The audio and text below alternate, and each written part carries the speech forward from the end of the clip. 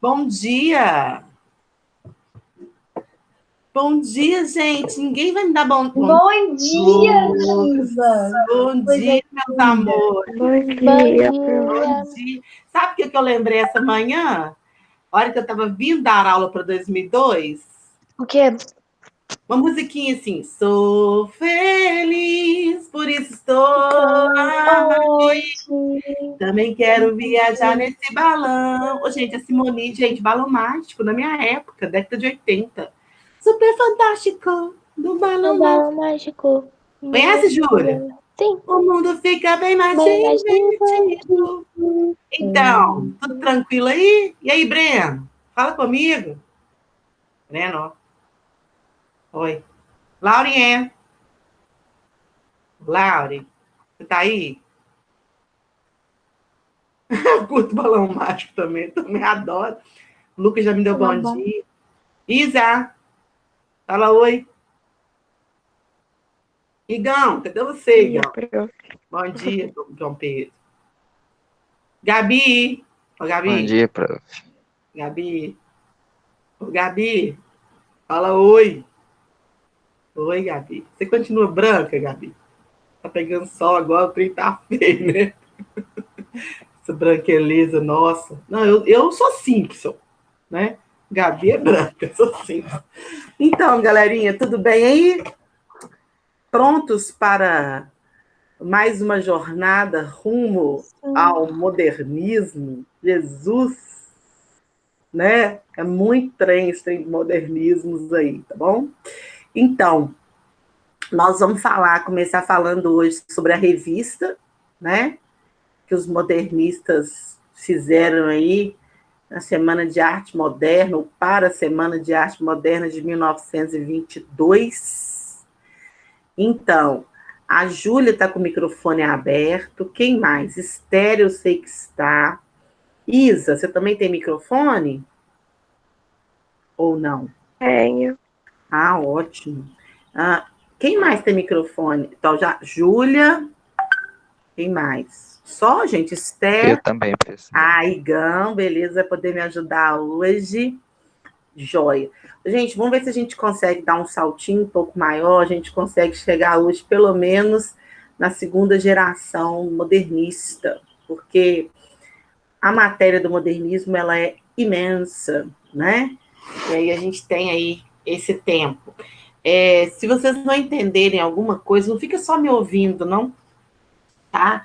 Se precisarem de alguma explicação, se não entenderam alguma coisa, por favor, me parem, fala, professora, como é que é isso? Né? Como funciona isso? Acho que é importante essa intervenção para que vocês possam, de fato, aprender, né? E entender esses movimentos literários aí, que, como eu disse para você, tem tudo a ver com a época, tá?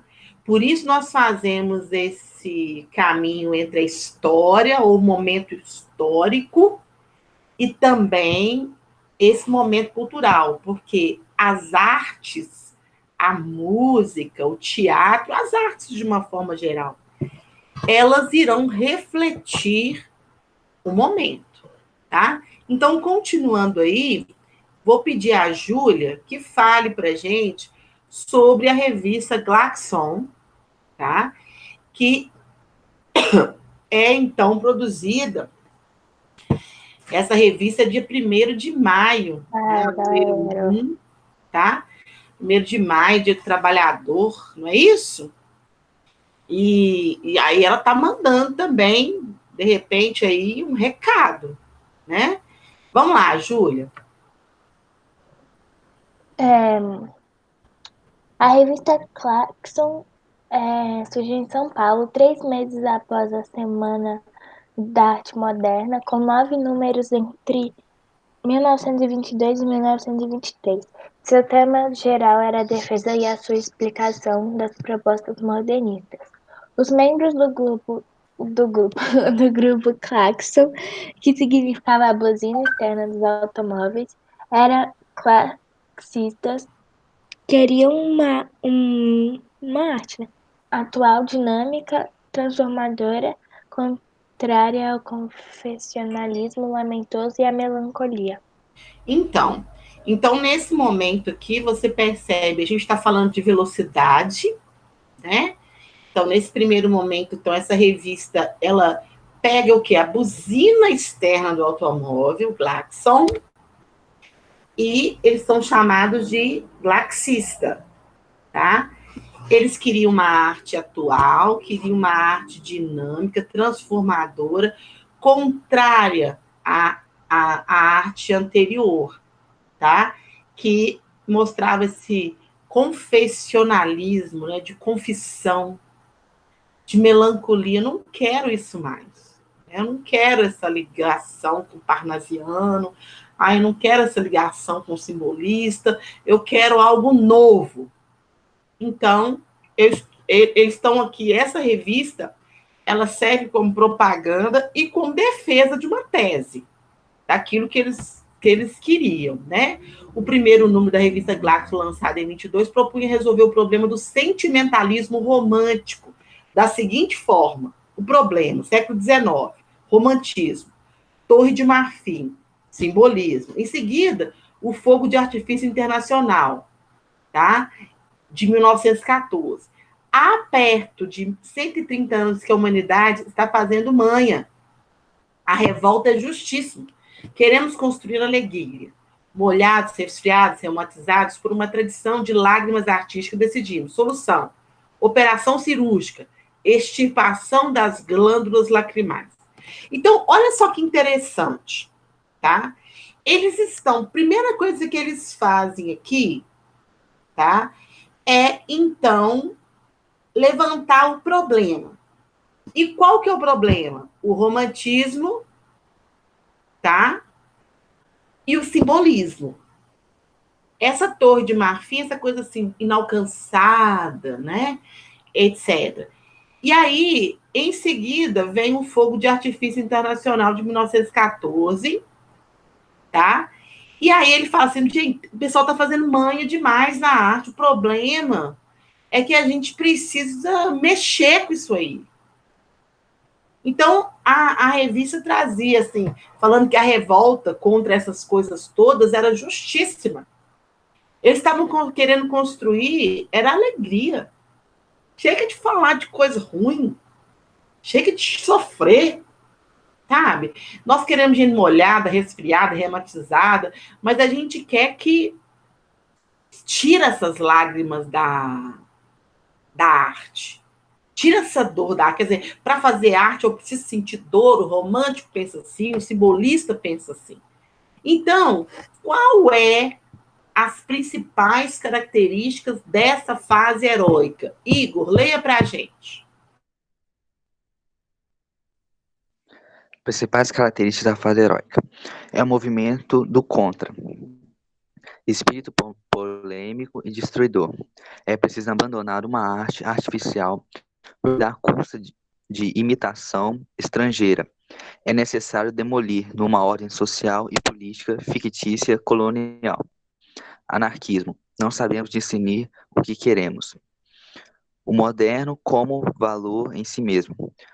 Busca da originalidade, luta contra o tradicionalismo. Juízos de valor sobre a realidade brasileira. Acordou. Ô, Igor, lê pra gente então. Acabei de ler. Vou ler de Eu novo. não ouvi nada, você não abriu seu microfone. Abre sim. Você não viu, não, professora? Não, só Ele abriu. Eu ouvi. Caramba, travou para mim então, Igor. Eu vou ler de Foi na novo, então, internet. professora, Vai sem lá, problema. principais características da fase heróica. É o movimento do contra. Espírito polêmico e destruidor. É preciso abandonar uma arte artificial produzida à custa de imitação estrangeira. É necessário demolir a ordem social e política fictícia colonial. Não sabemos discernir o que queremos. O moderno como valor em si mesmo. Busca da originalidade, luta contra o nanismo, juízo de valor sobre a realidade brasileira. Pronto. Primeira coisa da fase heróica é o seguinte, é que essas pessoas, primeiro, por que chama fase heróica? Porque elas vão se levantar, os heróis, né? E eles vão lutar contra. contra o que eles chamam de arte artificial. Por que é artificial? Porque eu estou só imitando o que vem lá de fora. É necessário demolir uma ordem social e política fictícia e colonial. Então, quer rompimento também da questão do Brasil ser colônia. Tá? Houve, então, a gente está falando de 1912, 13, 14, sei lá, a gente está falando, desculpa, a gente está falando de 1922. Mais ou menos aí o quê? 100 anos da independência do Brasil. Então, apesar dessa independência do país, nós ainda temos uma ligação muito forte com Portugal, com as coisas europeias, e eu quero romper com isso. Então, anarquismo total, o moderno com valor em si mesmo, uma busca de uma originalidade, né, própria do Brasil, luta contra o tradicional, quer dizer, contra a cultura europeia, contra a questão da língua dos portugueses em si, tá? E um juízo dá valor àquilo que é a realidade brasileira, tá? Então, os principais aí da fase heróica, o próprio Oswald de Andrade, valorização poética do cotidiano, o nacionalismo xenofóbico e intransigente, liberdade linguística, primado da poesia sobre a prosa. Então, você tem o que você tem aqui? Eu quero falar sobre coisas do dia a dia. Esse nacionalismo xenofóbico assim, é uma repulsa de tudo que vem do exterior. Tá? Uma liberdade de língua, quer dizer, eu não vou fazer mais a coisa toda certinha, como a gramática determina, mas, tá? Olha para você ver o poeta aqui, erro de português aqui, vocês vão perceber nessa frase heróica. Quando o português chegou, debaixo de uma bruta chuva, vestiu o índio, que pena. Fosse uma manhã de sol, o índio tinha despido o português. Então, você percebe aqui, né, o erro de português, você tem aqui essa visão, olha, cadê? Cadê a rima? Tá? E aí, o seguinte, olha, de certa forma, aqui, a valorização do índio, né, em detrimento ao português, ou o português aqui, o português chega debaixo de uma chuva, ele veste o índio e fala, que pena, né? Aí eu estou fazendo um pouquinho desse xenofóbico aí, nesse nacionalismo xenofóbico. Fosse uma manhã de sol, o índio tinha despido o português. Oswald de Andrade. Então, você não vê que rima, você vê uma poesia por si só, tá? E aí você tem esse primeiro movimento cultural da primeira fase, chamado de movimento Pau-Brasil. Oswald de Andrade lança o Manifesto da Poesia Pau-Brasil. Poesia de exportação, poesia primitivista, revisão crítica do nosso passado histórico e cultural, valorizando as riquezas e os contrastes. Então, essa primeira fase, muito parecida, se a gente parar para pensar, gente, eles falam assim, vou fazer uma coisa nova, né?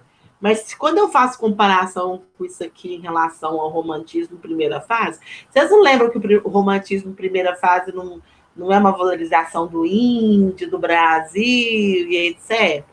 Aqui também, a primeira fase do modernismo, nós temos esse movimento pau-brasil com a valorização também das riquezas e também dos contrastes. Só que aqui nós não temos uma idealização, né? Nós vamos ter aqui uma visão, né, do Brasil em relação às questões do passado histórico, uma revisão crítica do passado histórico e cultural, e vai valorizar as riquezas, mas também vai valorizar os contrastes. O pobre, o rico, o negro, o branco, o índio, branco, e assim por diante. Tá? Nós estamos aqui nessa fase, como eu disse para vocês, essa fase pau-brasil aí, nós estamos aí mais ou menos o quê? Nós estamos mais ou menos 100 anos da independência do Brasil e poucos anos, porque poucos anos da abolição da escravidão. Então, os contrastes eram muito grandes.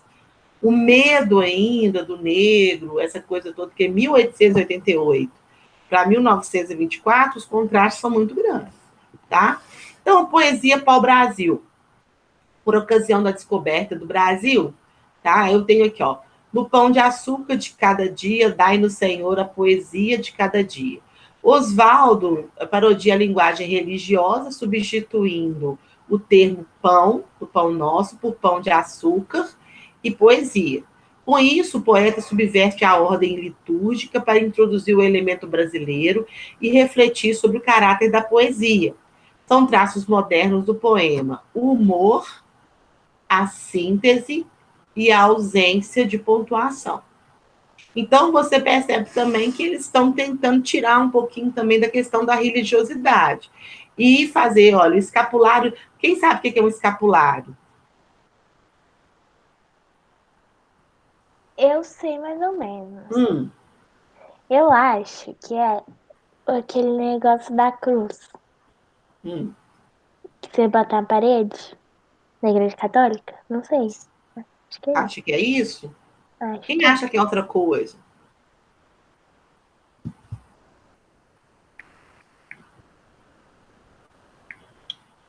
Aí eu fiz uma ligação aqui, mas acho que não tem nada a ver.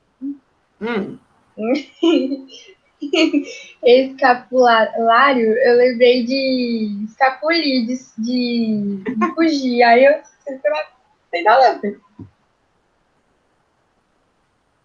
Você acha que tem a ver com fugir?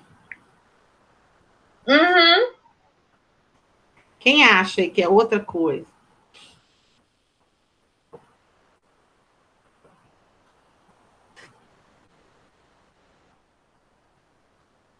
tá todo mundo errado e ninguém sabe nada, galera.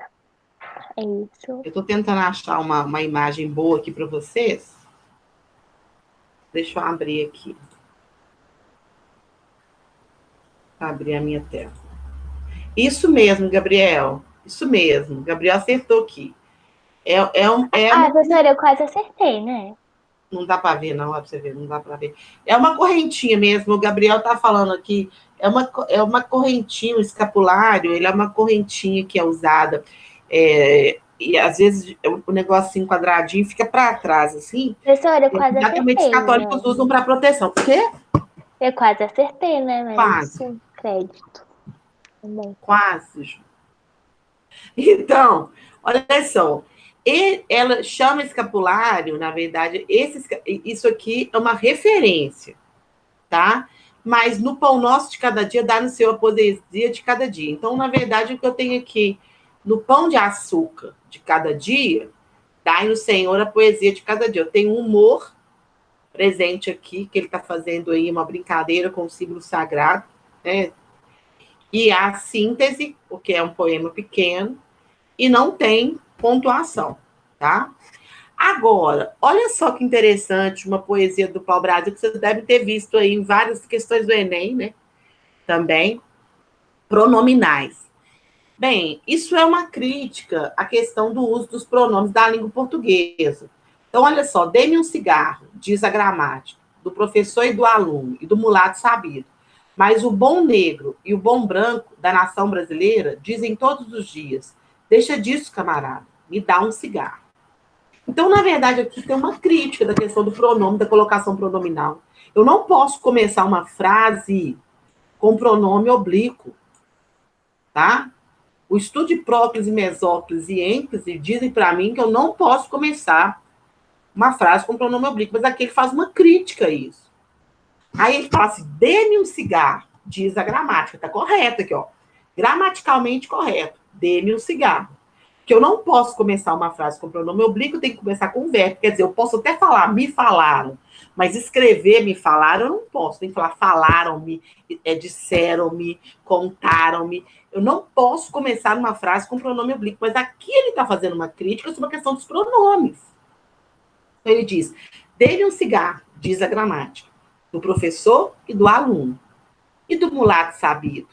Mas o bom negro e o bom branco da nação brasileira dizem todos os dias: deixa disso, camarada, me dá um cigarro.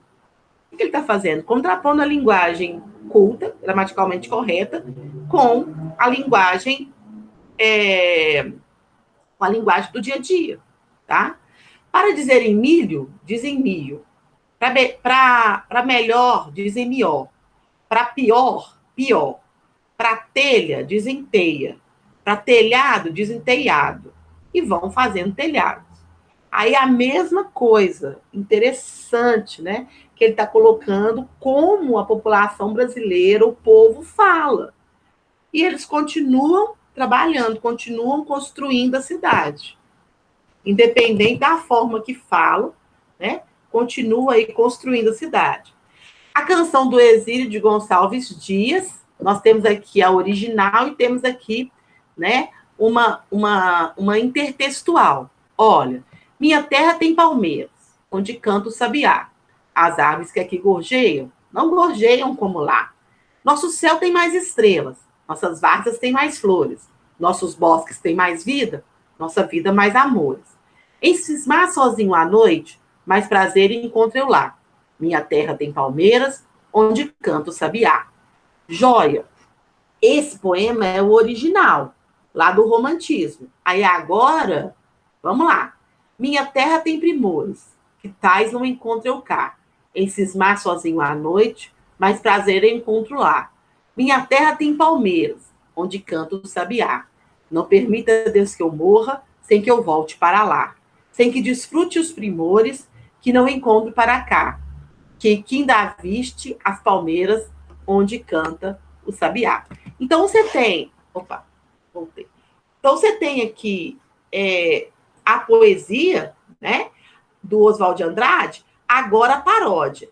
Minha terra tem palmares, onde gorjeia o mar. Os passarinhos daqui não cantam como de lá.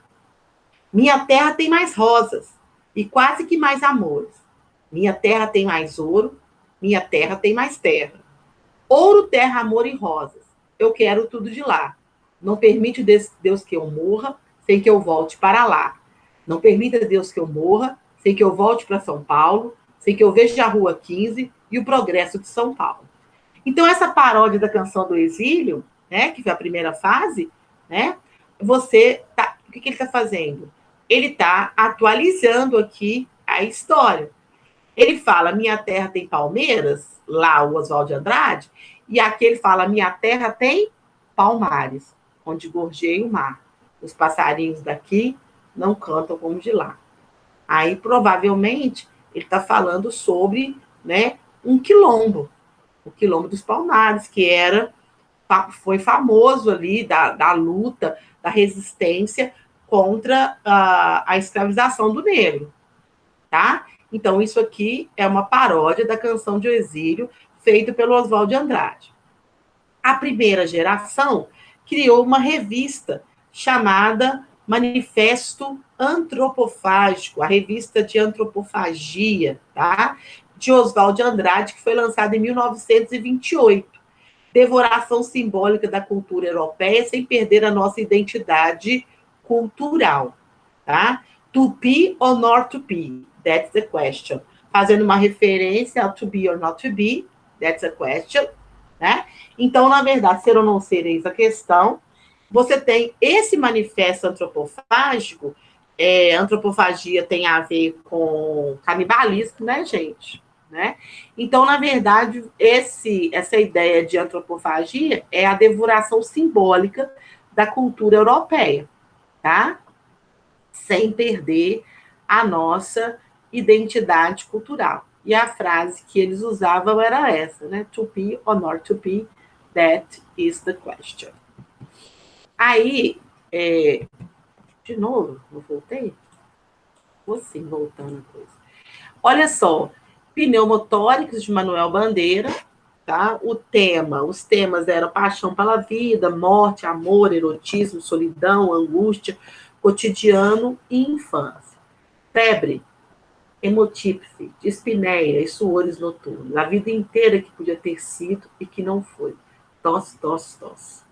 Mandou chamar o médico. Diga 33, 33, 33, 33. Respire. O senhor tem uma escavação no pulmão esquerdo e o pulmão direito infiltrado. Então, doutor, não é possível tentar o pneumotórax? Não. A única coisa a fazer é tocar um tango argentino. Amigão, vai morrer. Estou farto do lirismo comedido, do lirismo bem comportado, do lirismo funcionário público, com livro de ponto expediente, protocolo e manifestações de apreço ao senhor diretor. Estou farto do lirismo que para e vai averiguar no dicionário o cunho vernáculo de um vocábulo.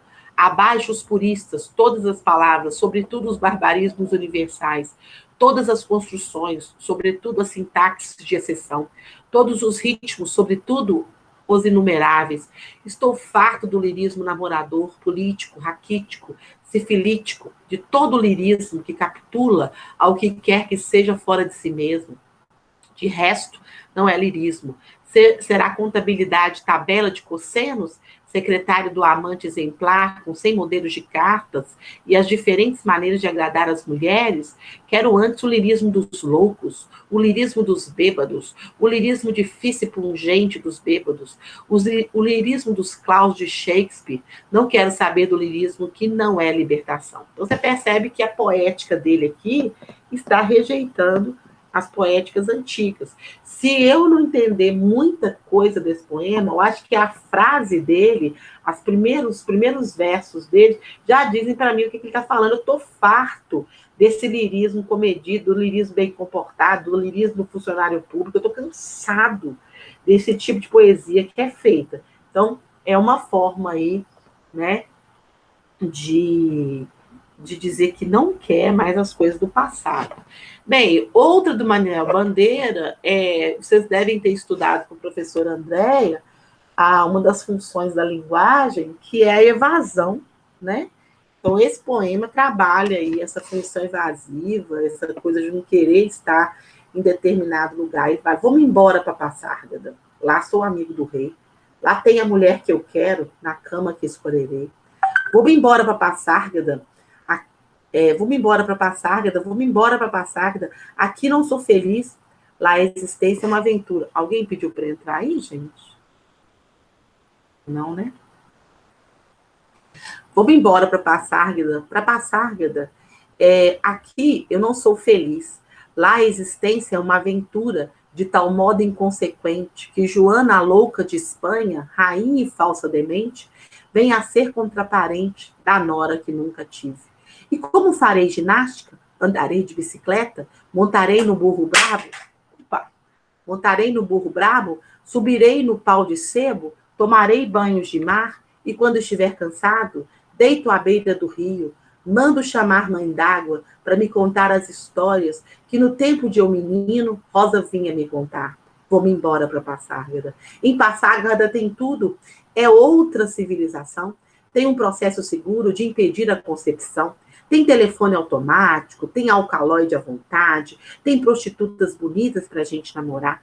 E quando eu estiver mais triste de não ter jeito, quando de noite me der vontade de me matar, lá sou amigo do rei. Terei a mulher que eu quero, na cama que escolherei.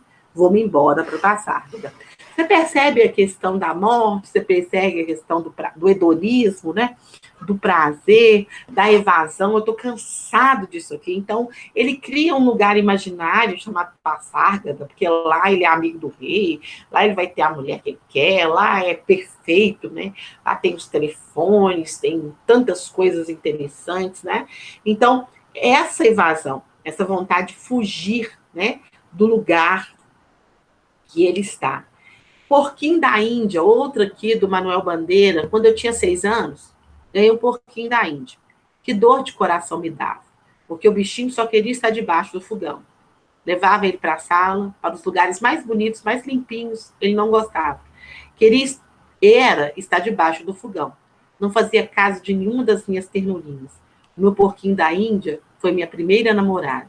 Ó, né? Então, você tem aqui assim, o carinho dele aí pelo porquinho da Índia. A quadrilha de Drummond, publicada em 1930. João amava Teresa, que amava Raimundo, que amava Maria, que amava Joaquim, que amava Lili, que não amava ninguém. João foi para os Estados Unidos, Teresa para o convento, Raimundo morreu de desastre. Maria ficou para a tia, Joaquim suicidou-se e Lili casou-se com J. Pinto Fernandes, que não tinha entrado na história. Você tem aqui uma ironia, uma linguagem coloquial, e por que se chama quadrilha? exatamente essa troca de pares, né, que a quadrilha faz. Já viram? Quem já viu uma quadrilha, né, quando a gente, de repente, aí, já participou até desse tipo de festa, né, você tem as danças e vai se trocando de pares. O João amava a Tereza, que amava o Raimundo, que amava a Maria, que amava Joaquim, que amava a Lili, e a Lili não amava ninguém. O João foi para os Estados Unidos. A Tereza para o convento. O Raimundo morreu de desastre. A Maria ficou para a tia. O Joaquim suicidou-se e a Lili casou com o J. Pinto, que não tinha nem entrado na história. Você percebe que esse poema aí mostra coisas do dia a dia. Não tem preocupação com a poesia em si, tá? Cota zero de Drummond. Usa ironia e linguagem coloquial. Stop. A vida parou ou foi o automóvel? Né? O stop é a ideia de trânsito, valorização poética das coisas do cotidiano, integração poética à civilização material, desvalorização irônica da vida, sentimento trágico da existência, humor como solução. Stop. A vida parou. Ou foi o automóvel? Então, isso aí é uma visão aí da velocidade, da ideia do dia a dia, né, etc. Bem, cidadezinha qualquer de Drummond. Carlos Drummond de Andrade constrói a ideia da vida rural com sua mesmice, mantendo o seu status quo, quer dizer, a originalidade. Ana Esther, leia para mim. Oi. Pode ler para mim. Casas entre bananeiras, mulheres entre laranjeiras, pomar, amor, cantar. Um homem vai devagar, um cachorro vai devagar, um burro vai devagar. Devagar as janelas olham. Eita vida besta, meu Deus. Não é a vida rural aí? As casas entre as bananeiras, as mulheres pegando laranja, o pomar, o amor, o cantar, o homem andando devagar, o cachorro devagar, um burro devagar, as janelas olham, né? Que na verdade não são as janelas que olham, as mulheres ficam na janela olhando as pessoas passarem e até mesmo o próprio do mundo. Aí, eita vida besta, meu Deus. Então, são poemas aqui. Então, os movimentos culturais da primeira geração. Então, a gente viu vários poemas aí que são marcos, né, do modernismo, tá? Então, as correntes nacionalistas, o nacionalista ufanista, né, com inclinação para o nazifascismo. Então, nesse caso aqui, a questão do nacionalismo ufanista é o patriotismo exagerado, né? Ufanista significa patriotismo exagerado. Então, nós temos o verde amarelismo em 1924, o Grupo ANTA em 29 e Bandeira em 36, tá? O Menotti Del Picchia foi o diretor do grupo, juntamente com o Cassiano Ricardo e Plínio Salgado. Formaram o grupo, a corrente nacionalista, tá? Que tinha, então, 3 grupos. Essa corrente toda aí era, então, esse nacionalismo de primeira geração. Então, vamos guardar, essa primeira geração era extremamente nacionalista. Então, nós temos essas 3 correntes aqui, tá? Nacionalista. O Menotti Del Picchia foi o diretor do grupo, juntamente com o Cassiano Ricardo e o Plínio Salgado, tá? Vamos lá, então, seguir. As características desse movimento. Isa, leia pra gente. Exaltação da terra, do homem, do folclore, dos heróis da pátria. Visão ufanista, afinando-se politicamente com o integralismo. Futura versão tupiniquim do nazifascismo. Proposta de um regime autoritário, corporativista, embasado na exacerbação do nacionalismo. Exatamente. A palavra ufanista já fala sobre esse exagero. Exacerbado é exagero, né, gente? Então, nesse caso aqui, você tem uma exaltação da terra, do homem, do folclore, dos heróis da pátria. E uma visão aí ufanista. E aí você tem também a influência, é interessante, né? Porque a gente tem esse desligamento da pátria, mas eles ainda estão de olho lá na Europa Porque esse movimento nazifascista estava acontecendo ali em toda a Europa, tá? E aí você tem o comunismo, né? A ideia aí do comunismo muito forte, né? Porque apesar de as pessoas acharem ou quererem dizer que o nazismo não é comunismo sim. E o ideário todo, né, de Hitler, de Stalin, todas as pessoas, esse ideário é um ideário comunista, de poder total, né? Então, o primeiro ideário comunista aí é separar as classes, né? O que está acontecendo, ou o que aconteceu no Brasil durante tempos, essa separação de classes. E nós vivemos um ritmo socialista, quase chegamos aí, de fato, ao comunismo, porque a primeira coisa é a separação das classes. Colocar o negro contra o branco, o homossexual contra o heterossexual, separar as classes, né? Para que a gente consiga fazer o propósito. E depois, como aconteceu, por exemplo, na Rússia, né, essa separação, é depois matar aquelas pessoas que você não acha tão interessante. Né? Você vai lendo a história e fala, meu Deus do céu, né? Tudo que aconteceu no Brasil nesses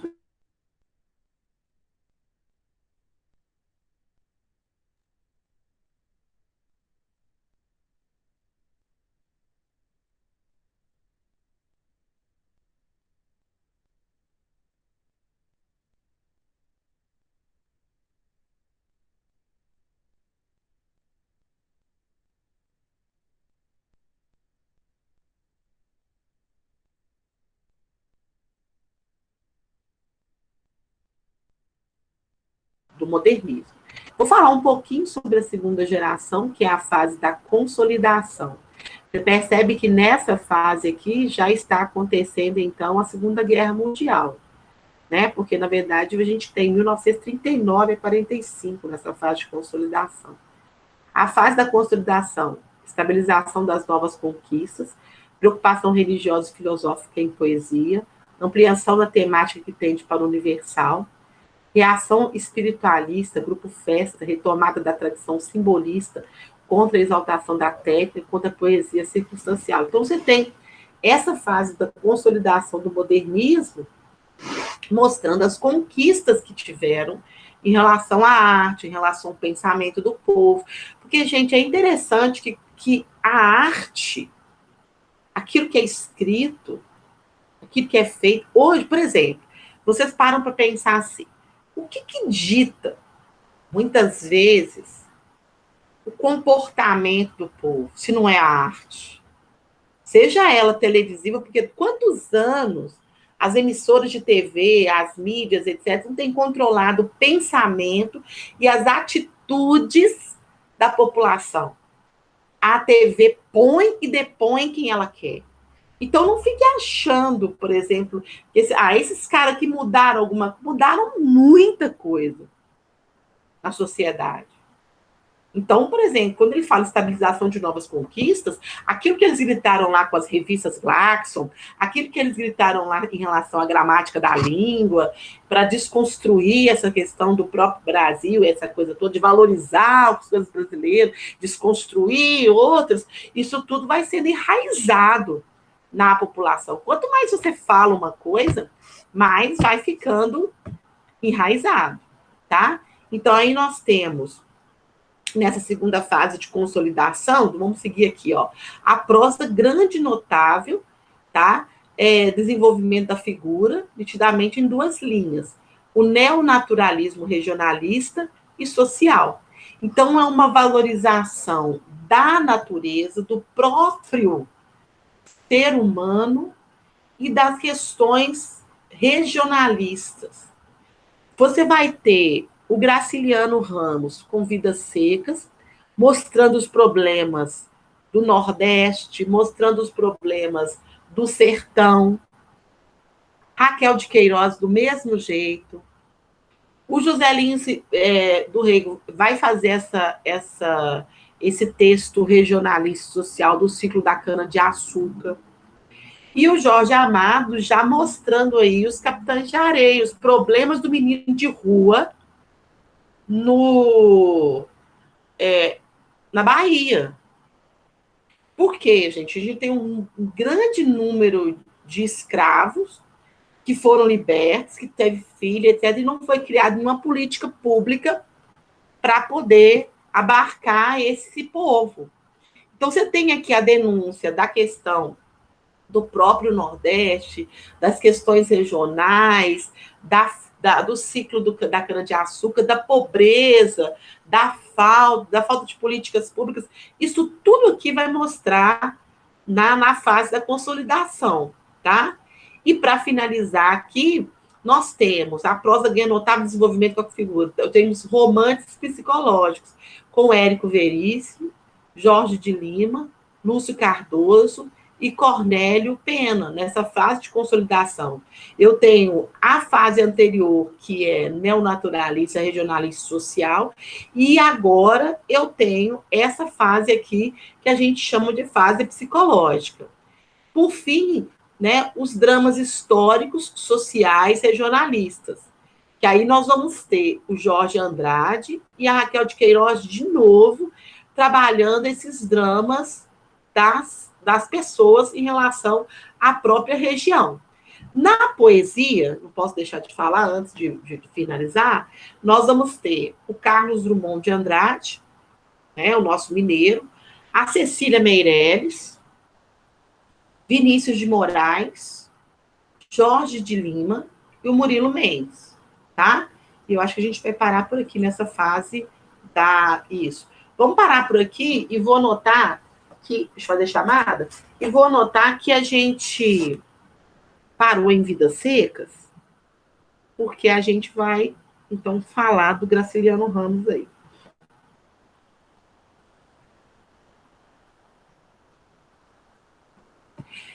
Galera, eu vou precisar que vocês formem, já anotei aqui, eu vou precisar que vocês formem duplas e me encaminhem, porque eu preciso montar um trabalho para vocês sobre os autores do modernismo.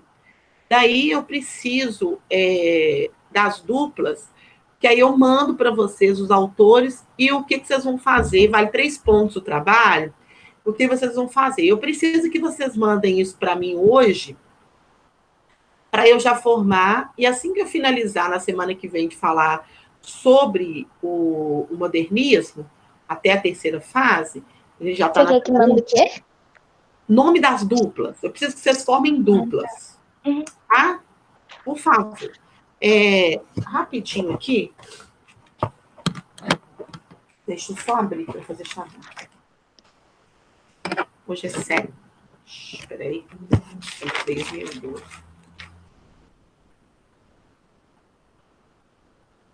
Nós temos 11 pessoas aí. Dá para formar 1, 2, 3, 4. 4 duplas, né? 4 duplas e um trio, tá? 4 duplas e um trio, por favor. Anister tá aí? Augusto? Presente. Presente. Augusto. Você tem áudio também, né? Você tá me enganando. Chegarei, não. Breno? Gabriel? Gabriela? Igor? Isabelle? João Pedro? Júlia? Laurien e Lucas. Presente. Ok. Todos aí. Galerinha, então, por favor, alguém pode, por favor, anotar o nome das duplas? Anota aí e me fala assim, me manda no WhatsApp uma pessoa só, anota no caderno, tira foto, professora, essas aqui são as duplas. Que aí eu vou digitar e mandar os autores e o que cada dupla deve fazer. Como a apresentação já vai começar pelo menos 2 duplas, ou uma dupla só na próxima semana, eu vou sortear, eu preciso que me mandem isso hoje, é possível? É. Então tá. Então, ô Júlia, você pode fazer isso por mim, querida? Mandar, pedir os meninos para passar para você o nome Posso? das duplas, você tira foto e manda para mim? Sim, sim. Você põe num caderno, numa folha de caderno, assim, dupla 1, dupla 2, dupla 3, dupla 4, trio. Só para eu poder já mandar para vocês hoje essa atividade, tá? Um grande abraço para vocês. Deus Abraço, abençoe. professora. E até a Abraço. próxima, se Deus quiser. Amém. Obrigada.